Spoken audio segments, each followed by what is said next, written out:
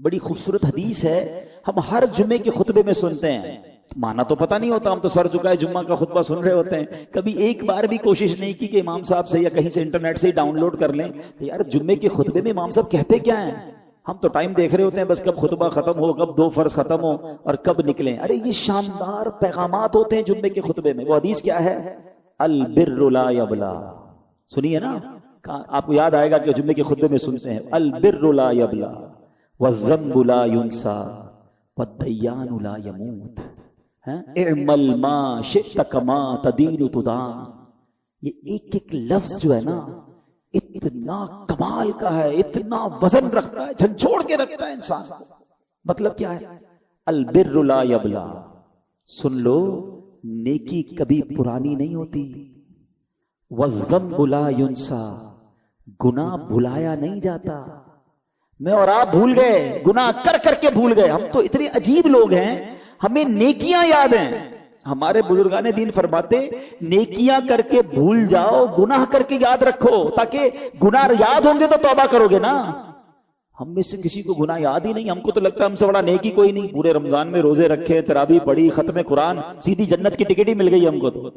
او بھائی جو وہ گناہوں کے رجسٹر بھرے ہوئے، جو حرام بولنا، حرام دیکھنا، حرام کھانا، پتہ نہیں کیا کیا اللہ کے ناراضی والے کام کیے، وہ کدھر گئے؟ وہ یاد بھی نہیں رہتے کہ شرمندگی آئے۔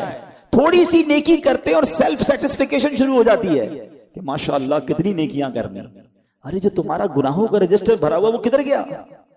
ہم تو ملتے ہیں نا لوگوں سے تو اتنا عجیب حال ہے لوگوں کا، ملیں تھوڑی دیر 5-10 منٹ کی ملاقات ہو تو جو صاحب ہوں گے وہ کہیں گے الحمدللہ اللہ نے بڑا کرم کیا ہے، میں رجب شعبان رمضان کے بھی روزے رکھتا ہوں، اللہ نے بڑا کرم کیا، 2005 سے ہر سال عمرے پہ جاتے ہیں، اتنے حج بھی کیے ہیں، وہ مسجد بنی ہمارے علاقے میں اس کی چھت بھی ہم نے ڈلوائی ہے، تو یہ بھی میرے گھر کے باہر بھی میں اپنے ملازمین کو کھانا بھی کھلاتا ہوں۔ 5-10 منٹ میں 15 سال کی نیکیاں گنوا دی۔ اچھا ڈر لگتا ہے، ورنہ کبھی کبھی تو جی چاہتا ہے پوچھ لوں کہ حضرت کل جو جھوٹ بولا تھا وہ یاد ہے؟ 15 سال پرانا حج یاد ہے؟ آج صبح بدنگاہی کی تھی وہ یاد ہے؟ تھوڑی دیر پہلے موبائل اٹھایا تھا اور اس موبائل سے آپ نے گناہ کما لیا وہ یاد ہے آپ کو؟ ذرا سوچیں شیطان نے کس طرح جکڑا ہوا ہے کہ ہمیں نیکیاں یاد رکھوا رہا ہے۔ Nobody remember the sins، حالانکہ گناہ یاد رکھنے، اور ہم بھول بھی گئے نا۔ حدیث پاک ہے وَالذَّنبُ لَا يُنسَى، ادھر گناہ نہیں بھلایا جائے گا، وہاں لکھا گیا۔ اور پھر آگے کیا فرمایا؟ وَالدَّيَّانُ لَا يَمُوتُ، جو فیصلہ کرنے والا ہے نا، جو خالق اور مالک ہے، اسے موت نہیں آنی، ہم مریں گے، اسے موت نہیں آنی۔ اور جو اگلا جملہ ہے اللہ اکبر، اعمل ما شئت کما تدین تدان، کر لے جو کرنا ہے، جیسی کرے گا ویسی بھرے گا۔ ہم سوچتے ہیں کبھی کہ ہم کر کیا رہے ہیں؟ ہم سب کی تمنا ہے، سب چاہتے ہیں جنت میں جائیں، ایسا ہی ہے نا، اللہ ہمیں جنت عطا فرمائے، مگر کام جنت والے ہیں، سب جنت جانا چاہتے ہیں، روڈ کون سا بنایا ہوا ہے؟ یہ سوچنے والی بات ہے۔ کوئی بندہ سیب کا بیج بوئے اور دعا کرتا رہے یا اللہ آم نکل آئے، لوگ کیا کہیں گے؟ بھائی جو بو گے وہی نکلنا ہے، ہم بو کیا رہے ہیں؟ الحمدللہ عز و جل، جمعہ کا دن ہے، اللہ کی رحمت سے ہم ایک بار پھر جامع مسجد فیضان غوث اعظم میں شام موجود ہیں۔ اللہ کریم ہم سب کا جمع ہونا اپنی بارگاہ میں قبول فرمائے اور آج کے دن کی برکتیں ہم سب کو نصیب فرمائے۔ درود پاک پڑھنے کے بے شمار فضائل و برکات ہیں۔ کعبے کے بدر الدجا، طیبہ کے شمس الضحیٰ صلی اللہ تعالی علیہ وسلم کا فرمان عالی شان ہے، کل کلام لا یذکر اللہ تعالی فیہ فیبدأ بہ وبالصلاۃ علی فہو اقطع ممحوق من کل برکہ۔ میرے آقا فرماتے ہیں ہر وہ بات جو اللہ پاک کے ذکر اور مجھ پر درود پاک بھیجے بغیر شروع کی گئی وہ ہر برکت سے محروم و خالی ہے۔ ہمیں کوشش کرنی چاہیے جب بھی کوئی بات کرنے لگیں، کہیں کوئی آپ کی کوئی میٹنگ ہے، اللہ کا کچھ ذکر کر لیں، کچھ درود پاک پڑھ لیں۔ آپ کہیں نیکی کا کام شروع کر رہے ہیں، اللہ اور اس کے رسول کے ذکر سے اس کو شروع کریں، اللہ پاک اس کام میں برکت ڈال دے گا۔ آسان طریقہ کیا ہے؟ ہر نیک اور جائز کام سے پہلے بسم اللہ الرحمن الرحیم پڑھیں، اللہ کا ذکر بھی ہو گیا، ساتھ درود پاک پڑھ لیں، الصلاۃ والسلام علیک یا رسول اللہ۔ اب بسم اللہ شریف اور درود پڑھنے میں دیر کتنی لگی؟ میرا خیال ہے 10 سیکنڈ بھی نہیں لگے، مگر اب اس کام میں برکت آ جائے گی۔ گھر سے نکل رہے ہیں تو اللہ کا ذکر کرتے ہوئے نکلیں، درود پاک پڑھتے ہوئے نکلیں، کاروبار پر جا رہے ہیں درود پاک پڑھتے ہوئے جائیں، اللہ کا ذکر کرتے ہوئے جائیں۔ تو ذکر و درود آپ کی زبان پر اگر جاری ہوگا تو نبی پاک نے کیا فرمایا کہ اگر یہ نہیں کریں گے تو وہ ہر برکت سے محروم و خالی ہوگی۔ چاہتے ہیں کہ برکتیں آئیں، رحمتیں آئیں، اللہ رسول کا ذکر جو ہے وہ اپنی زبان پر جاری کر دیں۔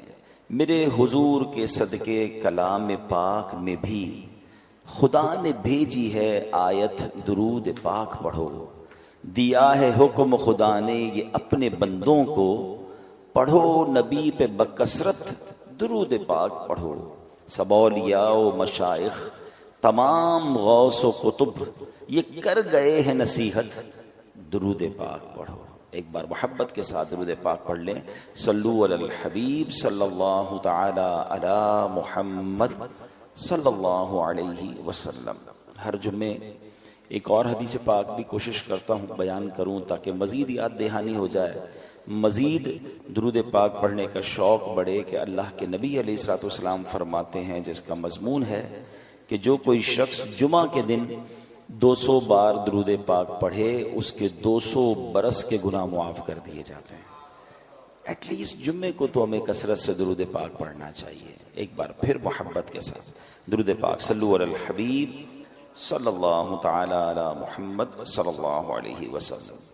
کوشش کرتے ہیں ہم جمعے کو جب یہاں بیان کی سعادت ملتی ہے تو ہم قرآن پاک کی کچھ آیتوں کی تلاوت کرتے ہیں، اس کا ترجمہ سنتے ہیں، اور اس سے جو میسج ملتا ہے، جو پیغام ملتا ہے، وہ سیکھنے کی کوشش کرتے ہیں۔ اللہ کریم قرآن مجید فرقان حمید میں ارشاد فرماتا ہے، پہلا پارہ ہے سورہ بقرہ ہے اور آیت نمبر ہے 62۔ ارشاد ہوتا ہے، بسم اللہ الرحمن الرحیم، ان الذین آمنوا والذین ہادوا والنصارى والصابئین من آمن باللہ والیوم الآخر وعمل صالحا فلہم اجرہم عند ربہم ولا خوف علیہم ولا ہم یحزنون۔ اب اس آیت کا ترجمہ کیا ہے؟ آیت کا ترجمہ یہ ہے، ترجمہ قرآن، آسان ترجمہ قرآن، کنز العرفان۔ بے شک ایمان والوں نیز یہودیوں اور عیسائیوں اور ستاروں کی پوجا کرنے والوں میں سے جو بھی سچے دل سے اللہ پر اور آخرت کے دن پر ایمان لے آئیں اور نیک کام کریں تو ان کا ثواب ان کے رب کے پاس ہے، ان پر نہ کوئی خوف ہوگا اور نہ وہ غمگین ہوں گے۔ اب یہ بڑا خوبصورت یوں سمجھیے ایک سینیریو تھا، ایک زبردست یوں سمجھیے اس کے پیچھے پس منظر ہے، واقعہ ہے ایک ایسے صحابی کا جو تمام صحابہ میں سب سے لمبی عمر جن کو ملی، اور وہ صحابی ہیں حضرت سلمان فارسی رضی اللہ تعالیٰ۔ یاد یہ سب باتیں ہمیں پتہ ہونی چاہیے۔ 250 سال کے قریب آپ کی عمر تھی، اور آپ نے جس طرح اللہ کے نبی کو تلاش کیا نا، جس طرح ایمان ان کو ملا، جس طرح نبی پاک کا ساتھ ملا، جس طرح وہ پیارے آقا کے پاس پہنچے، یہ لمبی داستان ہے۔ اور یقین کریں سیدنا سلمان فارسی کی جب بھی آپ داستان پڑھتے ہیں، سنتے ہیں، تو ایمان ہونا دل میں تو 2 باتوں کی اہمیت بڑھنی چاہیے۔ ایک تو ان سے پیار ہو جاتا ہے کہ کتنی سٹرگل، کتنی محنت، اتنے سال لگا دیے نبی پاک کو تلاش کرنے میں۔ دوسرے نمبر پر ایمان کی اہمیت ہے کہ ایمان کی تلاش میں انہوں نے کدھر کدھر سفر کیا۔ آپ کو پتہ ہے حضرت سلمان فارسی انہوں نے اپنے آپ کو غلام بنا کر بیچ دیا۔ کبھی انشاءاللہ موقع ملا تو میں تفصیلی واقعہ بیان کروں گا، میں مختصر بیان کر دیتا ہوں کہ ہوا یہ تھا کہ سیدنا سلمان فارسی رضی اللہ تعالیٰ نے بڑی لمبی عمر پائی، اور آپ نے سال ہر سال حق کی تلاش کے لیے سفر کیا۔ اس زمانے میں نبی پاک دنیا میں تشریف نہیں لائے تھے، تو ان کو یہ بت پرستی اور کفر پسند نہیں تھا، یہ حق کی تلاش میں جاتے۔ تو وہاں اس زمانے میں بھی کچھ لوگ تھے جو ایمان والے تھے، راہب جس کو کہتے تھے، جو بتوں کی پوجا نہیں کرتے تھے، باطل خداؤں کی عبادت نہیں کرتے تھے، کیونکہ اس زمانے میں تو عجیب معاملہ تھا نا، کوئی آگ کی پوجا کرتا تھا، کوئی ستاروں کی عبادت کرتا تھا، کوئی بتوں کی پوجا کرتا تھا۔ تو یہ اللہ وحدہ لا شریک کے ماننے والے تھے، تو یہ راہب ہوتے تھے جو تمام لوگوں سے دور ہو کر عبادت کرتے تھے، یہ ان کے پاس چلے جاتے، ان کے پاس بیٹھتے۔ جب اس کے انتقال کا وقت قریب آتا کہتے اب بتاؤ کس کے پاس جاؤں، وہ کسی اور راہب کے پاس بھیج دیتے، ان کے انتقال کا وقت آتا وہ کسی اور راہب کے پاس بھیج دیتے۔ اب آخری جو راہب تھا نا، جب اس کے انتقال کا وقت آیا تو آپ نے کہا اب میں کدھر جاؤں؟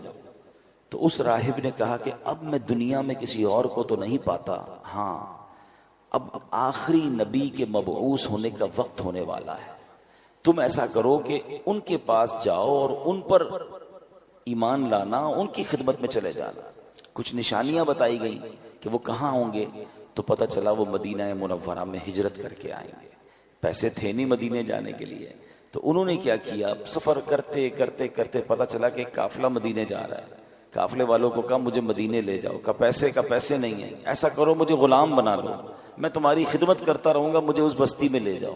اپنے آپ کو بیچ دیا اور مدینے پہنچے۔ پھر بہت وہاں پر باغ میں کھجوریں اٹھاتے تھے اور محنت کرتے تھے، پانی کے ڈول اٹھاتے تھے، آپ کی کمر میں یوں سمجھے کہ بڑی تکلیفیں اٹھائیں، اور آخر کار جناب رسول اللہ صلی اللہ تعالی علیہ وسلم کے پاس پہنچ گئے ہیں۔ گر پڑ کے یہاں پہنچا، مر مر کے اسے پایا، چھوٹے نہ الہی اب سنگے درے جانان۔ اب ایمان لے آئے، نبی پاک کی بارگاہ میں حاضر ہو گئے۔ بڑا عشق والا واقعہ ہے۔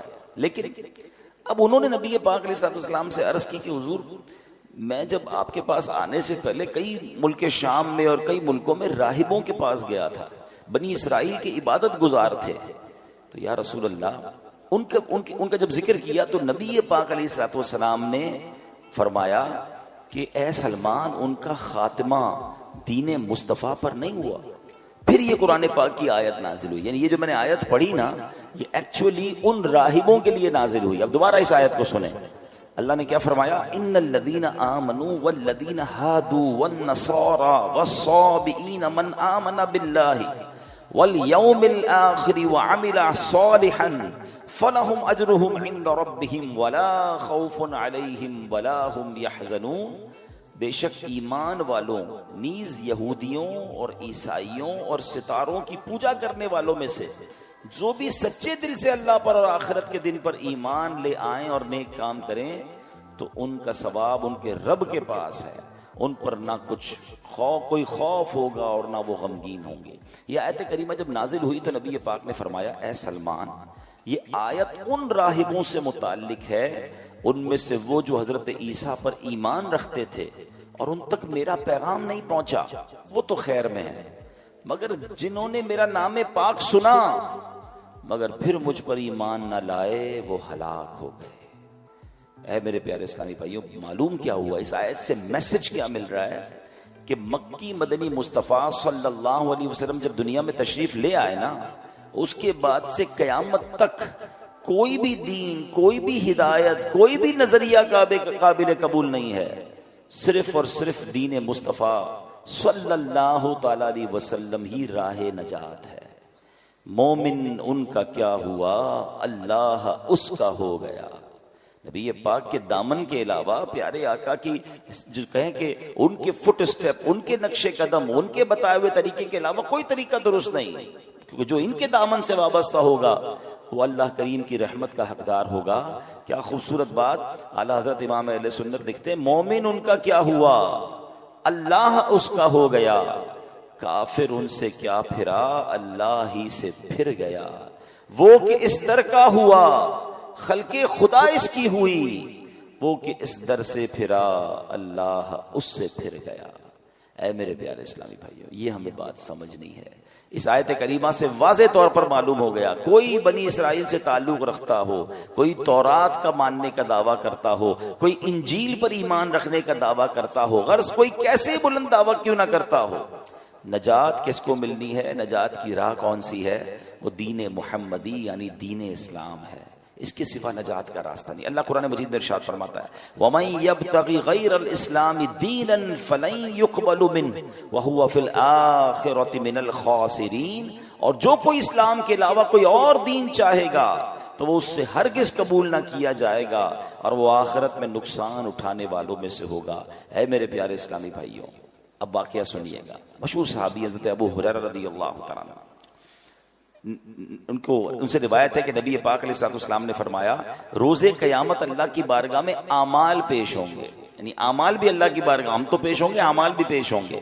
نماز عرض کرے گی اے اللہ پاک میں نماز ہوں، ارشاد ہوگا تم بھلائی پر ہو.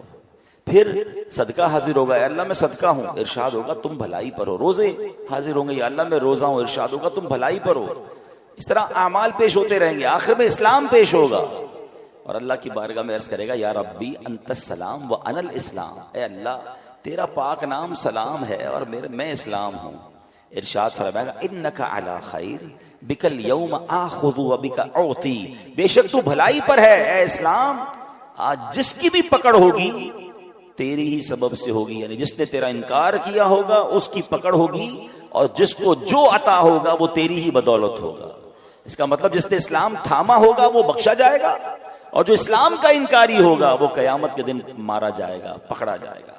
میرا یہ بیان چونکہ پوری دنیا میں سنا جاتا ہے، ابھی بھی سن رہے ہوتے ہیں، بعد میں بھی لوگ سنتے ہیں. اگر میرا کوئی ایسا ویور ہے جو مسلمان نہیں ہے، جو اللہ کو، اس کے حبیب علیہ السلام کو ماننے والا نہیں ہے، آج قرآن کی آیتوں کے ذریعے میں آپ سے عرض کر رہا ہوں، ایک ہی دین جو اللہ کی بارگاہ میں مقبول ہے، نبی پاک کے آنے کے بعد اب کوئی راہ نجات نہیں ہے.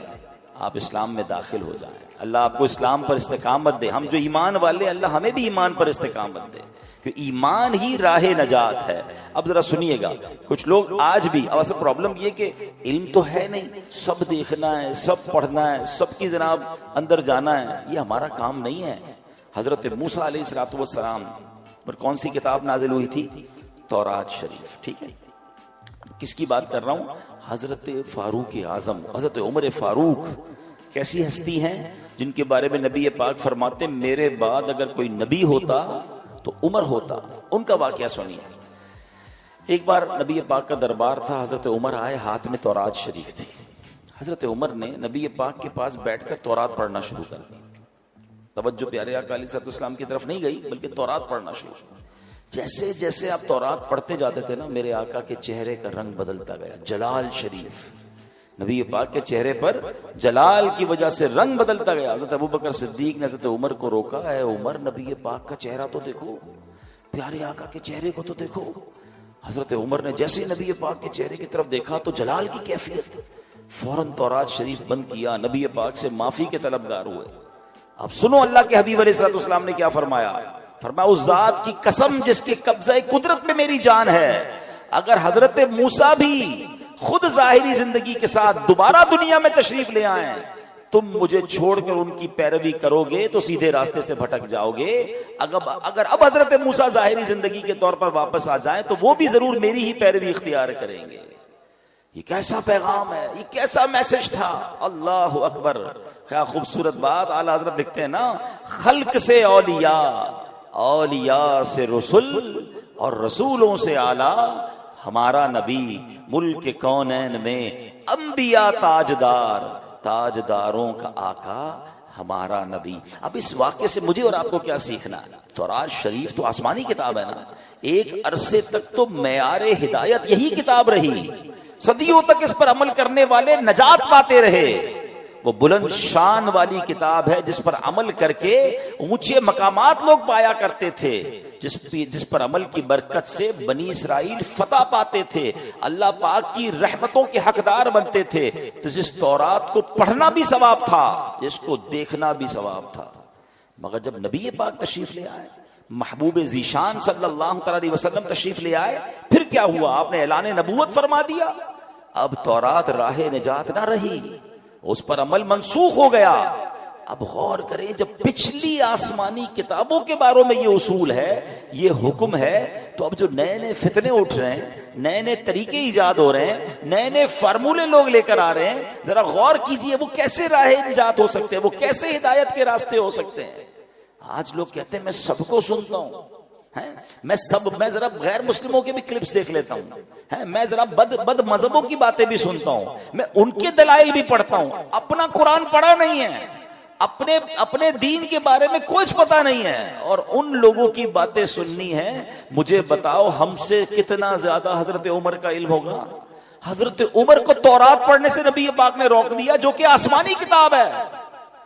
اور ہم جناب جن کے پاس علم نام کی کوئی چیز نہیں، اپنے دین کے بارے میں مضبوطی نہیں، اور غیر مسلموں کی باتیں سنیں گے، بد مذہبوں کی باتیں. کوئی بات دل میں بیٹھ گئی تو ایک بات یاد رکھیے گا، یہ ضرور اللہ کا مجھ پر اور آپ پر احسان ہے کہ ہمیں بن مانگے ایمان دیا ہے. ہم نے اسٹرگل نہیں کی. حضرت سلمان فارسی کو دیکھو یار، میں نے آپ کو بہت شارٹ میں واقعہ سنا، میں واقعہ پورا سناؤں رونے لگ جاؤ گے کہ اس اللہ کے بندے نے ایمان حاصل کرنے کے لیے، نبی پاک کو تلاش کرنے کے لیے کیا کیا کیا، اپنا آپ بیچ دیا. میں نے اور آپ نے کیا کیا؟ ہم تو پیدا ہی مسلمان گھرانے میں ہوئے بغیر مانگے. اللہ نے کتنی بڑی مہربانی کی. پیدا ہوتے ہی سب سے پہلی آواز کیا سنی ہمارے کانوں نے؟ اللہ اکبر اللہ اکبر. میرے ماں باپ مسلمان، میرے گھر میں اسلام. اللہ، کبھی سوچو اگر میں اور آپ کسی اور غیر مسلم خاندان میں پیدا ہو جاتے تو کدھر جاتے؟ کیا نہیں ہو سکتے تھے؟ کیا آج دنیا میں عیسائیوں کے بچے پیدا نہیں ہوتے؟ غیر مسلموں کے گھر میں بچے پیدا نہیں ہوتے؟ مجھے کیوں مسلمان گھرانے میں اللہ نے پیدا کیا بن مانگے؟ یہ کتنا بڑا اللہ کا احسان ہے. اچھا پھر ایک اور احسان، چلیں ایمان والا بنایا، اللہ کی بڑی مہربانی ہے، اللہ تیرا شکر. مگر مجھے حضرت موسیٰ کا امتی بھی تو بنا سکتا تھا، حضرت عیسیٰ کا امتی بھی تو بنا سکتا تھا. اس زمانے میں بھی تو لوگ پیدا ہوئے تھے. یہ میں آخری نبی علیہ الصلوۃ والسلام کی امت میں پیدا ہو گیا. یہ کتنی بڑی مہربانی ہے. میں خدا کی قسم صحیح بتاؤں نا، صرف میں اور آپ ساری زندگی اسی بات کا شکر ادا کرتے جائیں تو زندگی ختم ہو جائے. شکر ادا نہیں ہو سکتا. کتنا بڑا مجھ پر احسان کر دیا.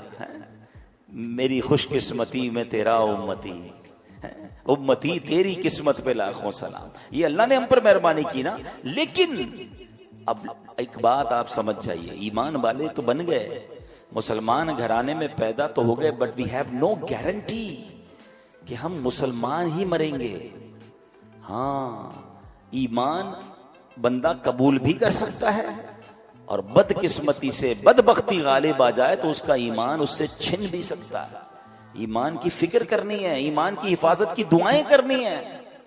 پوری دنیا میں آج کہا جاتا ہے کہ سب سے زیادہ جو موسٹ گروئنگ ریلیجن ہے نا، سب سے زیادہ پھیلنے والا مذہب اسلام ہے. بہت اچھی بات ہے، مگر مسلمان بھی غیر مسلم ہوتے ہیں. اس کی بھی ہمیں فکر کرنی ہے، دعائیں کرنی ہیں. تو اس لیے کیسے ہو سکتا ہے؟ جب آپ سب کی سنیں گے، آپ غیر مسلموں کو بھی سنیں گے، آپ بد مذہبوں کو بھی سنیں گے، آپ ان سے دوستیاں لگائیں گے. کیا پتا ان کی کون سی بات. اب تو سنا ہے، پتہ نہیں، میں مذہبوں کے نام نہیں لیتا، مگر مختلف تہواروں میں مسلمانوں کے بچے جا رہے ہیں، آپس میں تحفے دیے جاتے ہیں. بھئی تحفہ کیوں آیا؟ تو فلاں مذہب والوں کی عید ہے، فلاں مذہب والوں کا تہوار ہے. ہم مسلمان کلمہ پڑھنے والے، جو بندہ میرے رب کو نہ مانے، میرے نبی کو نہ مانے، میں ان کے تہواروں میں کیسے شرکت کر سکتا ہوں؟ اپنے ایمان کو مضبوط رکھو، ورنہ یہی ایمان کے ضائع ہونے کا سبب ہے. میں آخر میں بتاؤں گا، علماء نے کچھ اسباب بھی لکھے ہیں جس کی وجہ سے ایمان ضائع ہو سکتا ہے. مگر ایمان کتنی بڑی نعمت ہے، اللہ اکبر. ایک بزرگ ہیں حضرت ابراہیم آجری رحمت اللہ تعالی. ایک دن آپ تندور جلا رہے تھے، اتنے میں بنی اسرائیل سے تعلق رکھنے والا ایک غیر مسلم وہاں آ گیا. آپ نے اسے اسلام کی دعوت دیتے ہوئے فرمایا، اسلم فلا تدخل النار، یعنی مسلمان ہو جا، جہنم کی آگ سے بچ جائے گا. دعوت دینے کا انداز دیکھیں. میں نے بھی ابھی تھوڑی دیر پہلے دعوت دی تھی، دوبارہ دعوت دیتا ہوں، اسی الفاظ کے ساتھ دعوت دیتا ہوں. بھائیوں جو غیر مسلم ہیں، مجھے لائیو سن رہے ہیں یا بعد میں ویڈیو میں سنیں، آ جاؤ، ایمان لے آؤ، انشاءاللہ جہنم کی آگ سے بچ جاؤ گے. وہ غیر مسلم کیا کہتا ہے کہ جہنم کی آگ کے معاملے میں تو آپ اور میں برابر ہیں، کیونکہ اس نے کچھ قرآن پڑھا ہوا تھا. قرآن کی ایک آیت ہے، اس نے کہا کہ آپ ہی کی کتاب قرآن پاک میں ہے، وَإِن مِّنكُمْ إِلَّا وَارِدُوهَا. اللہ قرآن میں فرماتا ہے تم میں سے ہر ایک دوزخ پر سے گزرنے والا ہے. تو پتہ چلا جہنم میں تو آپ بھی جائیں گے، میں بھی جاؤں گا، ہم دونوں ہی برابر ہیں. آپ کہتے ہو جہنم سے بچ جاؤ گے. اچھا، اب یہ آیت کس چیز کے لیے ہے؟ اس آیت کا مطلب یہ ہے کہ پل صراط ہے نا، وہ تلوار سے زیادہ تیز ہے، بال سے زیادہ باریک ہے، اور وہ جہنم کے اوپر بنا ہوا ہے. ہر بندہ گزرے گا، مسلمان بھی گزرے گا، غیر مسلم بھی گزرے گا. انشاءاللہ ایمان والا خیر سے گزر جائے گا، کافر کٹ کے جہنم میں گر جائے گا. فرق یہ ہے، گزرنا تو ہے. اب ان بزرگ نے جب یہ آیت سنی نا، اللہ والے تھے، ایمان والے تھے، انہوں نے کہا اچھا ایسا کرو، ذرا اپنی چادر دو. اس کی چادر لی اور اپنی چادر اتاری، دونوں چادر لپیٹی. گھر میں ایک تندور تھا، آگ جل رہی تھی، آپ نے وہ چادر اس میں دونوں ڈال دی. تھوڑی دیر بعد خود تندور کے اندر اترے اور چادر باہر نکالی. دونوں چادریں لپٹی ہوئی تھیں.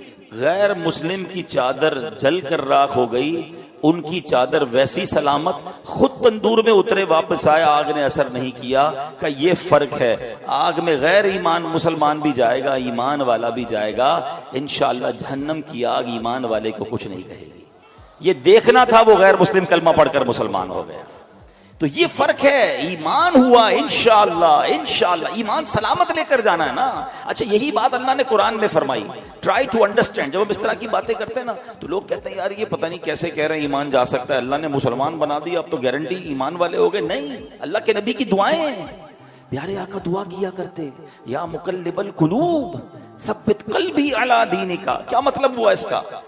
دلوں کو پھیرنے والے میرے دل کو اپنے دین پر ثابت قدمی عطا فرما۔ کون دعا کر رہا ہے؟ جس کے صدقے ایمان ملا ہے۔ پڑھتے ہو نا نعت میں شعر، تیرے صدقے میں آقا سارے جہاں کو دین ملا، وہ دعا کر رہے ہیں ہماری تربیت کے لیے کہ دل بدلتا ہے۔ اے اللہ دل سلامت رکھیو، ایمان لے کر جانا ہے۔ اچھا قرآن میں رب نے فرمایا نا، یا ایھا الذین آمنوا اتقوا اللہ حق تقاتہ ولا تموتن الا وانتم مسلمون۔ اے ایمان والو اللہ سے ڈرو جیسا ڈرنے کا حق ہے، اور نہیں مرنا مگر مسلمان، یعنی ایمان لے کر مرنا، کہیں غیر مسلم مت مر جانا۔ قرآن کا یہ پیغام بتا رہا ہے کہ ایمان والا بھی بے ایمان ہو سکتا ہے، ایمان والے کا بھی ایمان چھن سکتا ہے۔ تو اے میرے پیارے اسلامی بھائیوں، آج سمجھنا یہ ہے کہ اپنے ایمان کی حفاظت کرنی ہے۔ ایمان ہے تو سب کچھ ہے۔ نبی پاک کی راہ کے علاوہ، پیارے آقا کے طریقے کے علاوہ کوئی طریقہ نہیں جو راہ نجات ہو۔ ادھر ادھر لیفٹ رائٹ نہیں جانا ہے۔ اپنے ایمان پر، اپنے دین سے محبت بھی کریں۔ انفارچونیٹلی ایسا بھی ہو گیا جو خاص طور پہ غیر مسلموں ملکوں میں رہتے ہیں، یہ ذرا بہت زیادہ ایلیٹ کلاس ماڈرن طبقے میں جانا آنا ہے، ہمیں بھی پتا ہے، وہ ادھر جا کے اپنے آپ کو مسلمان کہتے ہوئے شرما رہے ہوتے ہیں، اپنے اسلامی طریقوں پر عمل کرتے ہوئے شرما رہے ہوتے ہیں۔ اچھا ادھر سے کوئی اٹیک ہو اسلام کے اوپر، اسلام کے طریقے پر، تو خود ہی ان کی باتوں میں ہاں میں ہاں ملا رہے ہوتے ہیں۔ ہاں جناب یہ کچھ بات مجھے بھی سمجھ نہیں آتی، تفے تم پر، اپنے ایمان، اپنے قرآنی حکم پر، نبی پاک کے طریقے پر آپ خود ڈگمگا رہے ہو۔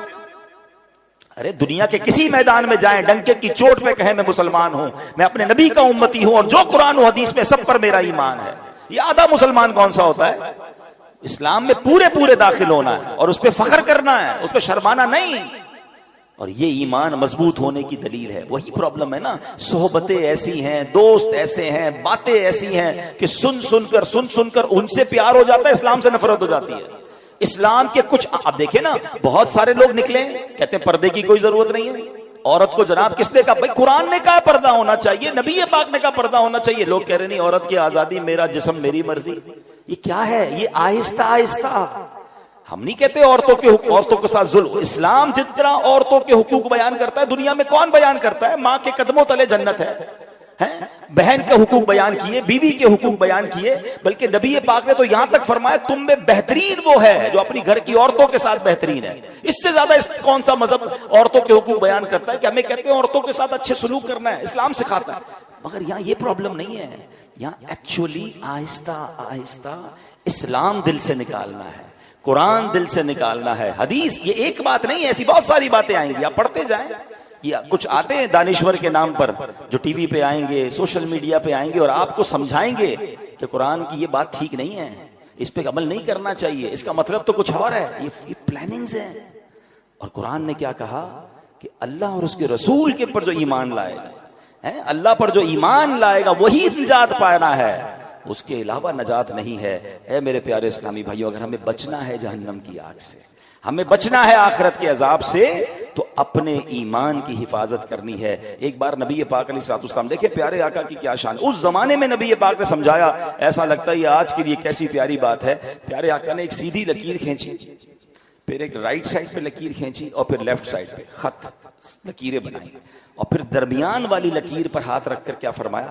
دائیں بائیں والی لکیروں پر فرمایا ہذہ سبل الشیطان، یہ شیطان کے راستے ہیں، اور درمیان والی لکیر پر فرمایا وَأَنَّ هَذِي صِرَاطِي مُسْتَقِيمًا فَاتَّبِعُوهُ، اور یہ کہ یہ میرا سیدھا راستہ ہے تو اس پر چلو۔ قرآن کی آیت تلاوت کر کے سمجھایا کہ سیدھا راستہ اللہ اور اس کے رسول کا راستہ ہے، دائیں بائیں یہ عجیب عجیب راستے آتے رہیں گے جس سے اپنا ایمان بچانا ہے۔ سیدی اعلیٰ حضرت نے تو بہت پہلے لکھا تھا فرماتے ہیں جان دے دو وعدہ دیدار پر، نقد اپنا دام ہو ہی جائے گا، سائلوں دامن سخی کا تھام لو، کچھ نہ کچھ انعام ہو ہی جائے گا، مفلسوں ان کی گلی میں جا پڑو، باغ خلد اکرام ہو ہی جائے گا۔ اور فرمایا سونا جنگل رات اندھیری چھائی بدنی کالی ہے، سونے والو جاگتے رہیو چوروں کی رکھوالی ہے۔ یعنی دین سکھانے کے نام پر لوگ آ کر ایمان پر حملے کر رہے ہوتے ہیں۔ اللہ کرے کہ یہ بات ہمیں سمجھ آ جائے اور ہم اپنے دین سے بے پناہ محبت کرنے والے بن جائیں۔ میں انشاءاللہ آج آپ کو کچھ وظائف بھی بتا کر جاؤں گا، مگر ایک بڑا دل خراش واقعہ جس سے یہ احساس ہوگا کہ ایمان کیسے شیطان چھین لیتا ہے۔ امام ابو محمد رحمت اللہ تعالی علیہ فرماتے 3 عبادت گزار لوگ تھے، زاہد تھے، حج پر گئے اور جاتے جاتے راستے میں غیر مسلموں کی بستی میں قیام کیا۔ اب ان تینوں میں سے ایک کی نظر ایک غیر مسلم لڑکی پر پڑی جو بڑی خوبصورت تھی، اس اوس کی طرف اس کا دل مائل ہو گیا۔ پہلے کے زمانے میں قافلے اونٹوں پر گھوڑوں پر بہت لمبا سفر ہوتا تھا، اب صبح ہوئی تو سفر کا وقت ہے، اس نے کہا دونوں کو کہا تم جاؤ میں ذرا پیچھے آتا ہوں۔ وہ دونوں تو حج پہ روانہ ہو گئے، یہ بندہ اسی بستی میں رک گیا، اس عورت کی طرف اس کا دل آ گیا، عورت سے اس نے بات کی کہ میں تم سے شادی کرنا چاہتا ہوں۔ تو عورت نے کہا کہ میرے والد سے بات کرو، والد کے پاس گیا، والد نے کہا اس کا مہر دو۔ کہا مہر کیا ہے؟ کہا مہر بہت بھاری ہے۔ کہا بتائیے میں مہر دے دوں گا۔ کہا مہر یہ ہے کہ تم غیر مسلم ہو جاؤ، تم اسلام چھوڑ دو۔ اس بدبخت نے اس لڑکی کے عشق کے چکر میں اپنا دین چھوڑ دیا، جو عبادت گزار تھا، حج کو جا رہا تھا۔ ٹرائی ٹو انڈرسٹینڈ کدھر جا کر ایمان گیا اس کا۔ حج کے راستے میں شیطان نے ایسا حملہ کیا کہ وہ غیر مسلم ہو گیا۔ اچھا وہ شادی بھی ہو گئی، اب وہ دوست حج کر کے واپس اسی راستے سے آئے کہ وہ دوست کدھر رہ گیا، حج پہ ہی نہیں آیا۔ واپس آئے ڈھونڈتے ڈھونڈتے پتا چلا کہ وہ بندہ تو غیر مسلم ہو گیا تھا، مگر اس دوران اس کا انتقال بھی ہو گیا، یعنی بے ایمانی کی موت مرا۔ اس کی بیوی کو تلاش کیا، بیوی کو کہا قبر تو دکھاؤ، قبر پر گئے، وہاں دیکھا تو 2 بچے بھی تھے، اس کی بیوی تھی، سب رو رہے تھے۔ تو بیوی سے جب داستان سنی تو یہ بھی 2 دوست تھے، رونے لگے کہ ایسا ہو گیا، اس کا ایمان ہی چلا گیا، بے ایمان مر گیا۔ عورت نے پتہ کیا بتایا؟ تو عورت نے کہا آپ کیوں رو رہے ہیں؟ کہا ہم اس کی عبادت کے گواہ ہیں، اس کے زہد اور تقوی کے گواہ ہیں، یہ بڑا نیک تھا، بڑا عبادت گزار تھا، ہمیں افسوس یہ اس کا ایمان چلا گیا۔ اللہ کی شان دیکھو، جب اس عورت نے اپنے سابقہ شوہر کی عبادت و تقوی کے بارے میں سنا، وہ عورت کلمہ پڑھ کر مسلمان ہو گئی۔ ہائے ہائے ہائے، یہ اللہ کی خفیہ تدبیر ہے کہ جس عورت کی وجہ سے اس نے ایمان ختم کیا وہ عورت مسلمان ہو گئی، مگر اس عبادت گزار کا خاتمہ ایمان پر نہیں ہوا۔ ہم اللہ سے آج جمعے کے دن اس کے گھر میں بیٹھ کر دعا کرتے ہیں، اللہ ہمارے ایمان کی حفاظت رکھنا، اے اللہ ہمیں مرتے وقت کلمہ نصیب فرما، ہمیں برے خاتمے سے بچا، اے اللہ جب قبر میں جائیں اللہ ایمان سلامت لے کر جائیں۔ یہ دعائیں کرتے رہیں، مال سلامت رہے، کاروبار سلامت رہے، بچے سلامت رہے، پتہ نہیں کتنی دعائیں کرتے ہیں۔ میں نہیں کہتا نہ کرو، مگر ایمان کی بھی تو دعا کرو نا، سب سے بڑھ کر تو ایمان ہے، وہ ہماری دعاؤں میں ہی نہیں ہے۔ اب آخر میں آئیے، ایمان سلب ہونے والے وہ کچھ کام جس کی وجہ سے ایمان سلب ہو سکتا ہے، وہ کیا ہے؟ حضرت بعض علماء فرماتے ہیں برے خاتمے کے 4 بڑے اسباب ہیں۔ نمبر 1 نماز میں سستی، پلیز نماز نہ چھوڑا کریں۔ جمعہ میں آج اس مسجد میں دوسرا جمعہ ہو رہا ہے، روڈ پہ پبلک ہوتی ہے، بڑی اچھی بات ہے، مگر پلیز باقی نمازیں بھی پڑھیں۔ ہم صرف جمعے کے لیے، ہم پر جمعہ فرض نہیں ہے۔ یہ نماز میں سستی یہ ایمان چھن جانے کا سبب ہے۔ دوسرے نمبر پر فرمایا شراب نوشی، خدا کے واسطے شراب کے قریب بھی نہ جائیں۔ تیسرے نمبر پر والدین کی نافرمانی، خدا کے واسطے اپنے ماں باپ کی عزت کریں، پیار کریں، ان سے محبت کریں، ان کی رسپیکٹ کریں، ان کا دل نہ دکھاؤ۔ ماں باپ ناراض تو رب ناراض، ماں باپ راضی تو رب راضی۔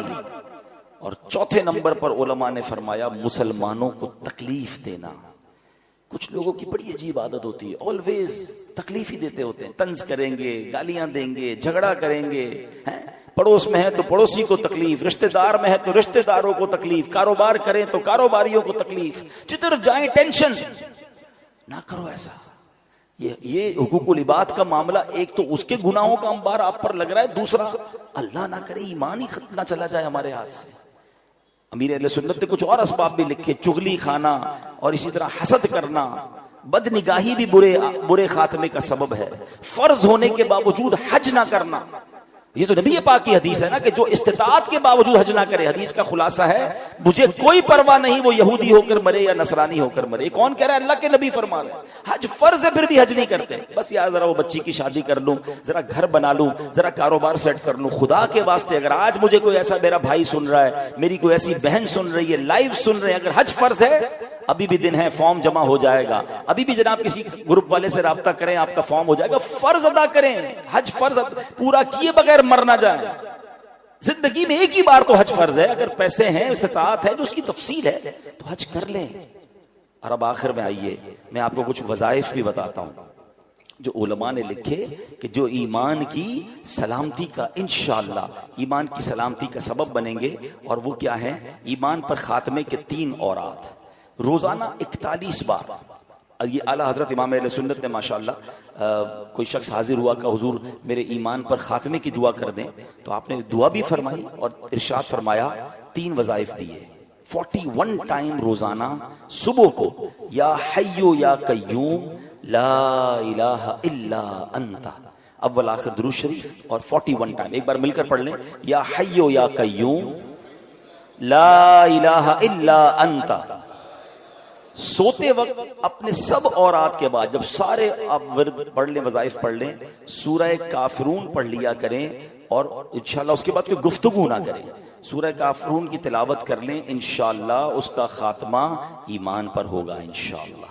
اچھا, پھر 3 بار صبح و شام ایک اور دعا ہے جس کا ورد کرنا ہے, اللہم انا نعوذ بک من ان نشرک بک شیئا نعلمہ وَنَسْتَغْفِرُكَ لِمَا لَا نَعْلَمُ. انشاءاللہ یہ بھی پڑھیں گے تو اللہ نے چاہا ایمان پر خاتمہ ہوگا. اور بار بار کلمہ پاک پڑھتے رہا کریں. بڑا پرابلم ہے جناب, مرتے وقت سب کی تمنا ہے کہ اللہ مرتے وقت زبان پر کلمہ جاری ہو, مگر پورا مہینہ گزر جاتا ہے کلمہ نہیں پڑھتے. بھائی زبان کلمے کی عادی ہوگی تو مرتے وقت کلمہ نصیب ہوگا نا.